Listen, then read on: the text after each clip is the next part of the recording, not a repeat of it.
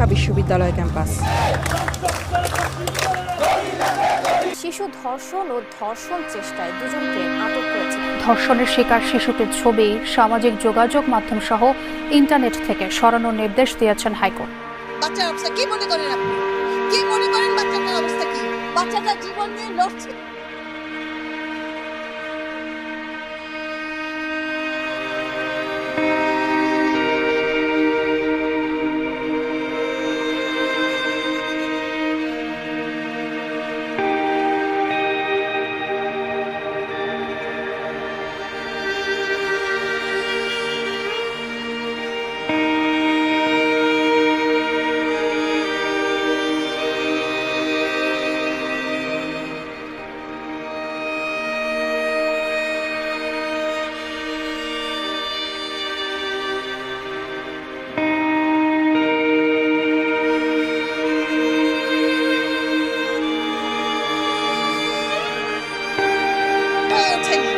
তার গায়ে হাত দেয় কি করে?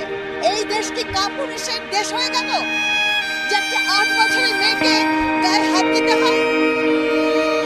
এই কাপুরুষের হায়নাগুলো পুরুষ বেশে চারিদিকে ঘুরে বেড়াচ্ছে। পুরুষ কর্তৃক ধর্ষণের শিকার হয় তাহলে তাকে জনসম্মুখে পাথর নিক্ষেপ করে হত্যা করতে হবে।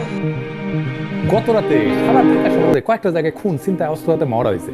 কয়েকদিন আগে আওয়ামী লীগের ভার্চুয়াল মিটিং এ আওয়ামী লীগের সাবেক মেয়র বলছিল যে শহরে আমরা থাকবো না সে শহরে আমরা কাউকে ঘুমাতে দেবো না। শুনেন, আমাদের কথা স্পষ্ট, যে রাজধানীতে আমাদের মানুষ শান্তিপূর্ণভাবে দিনে ঘুরতে পারবে না, চলতে পারবে না, সেই রাজধানীর মানুষ রাতে ঘুমাতে পারবে না।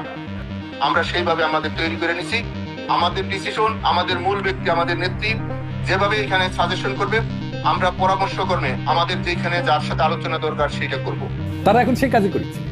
আমাদের বাবার বয়সে, কাকুর বয়সে লোক আমাদেরকে কোন নজরে দেখায়, খারাপ নজরে দেখায়। কেন হবে আমাদের সাথে এটা? দর্শক কেন দর্শন করে বাহিরে বাহিরে ঘুরবে? সরকার কি করছে? প্রত্যেকটা দর্শকের ফাঁসি চাই।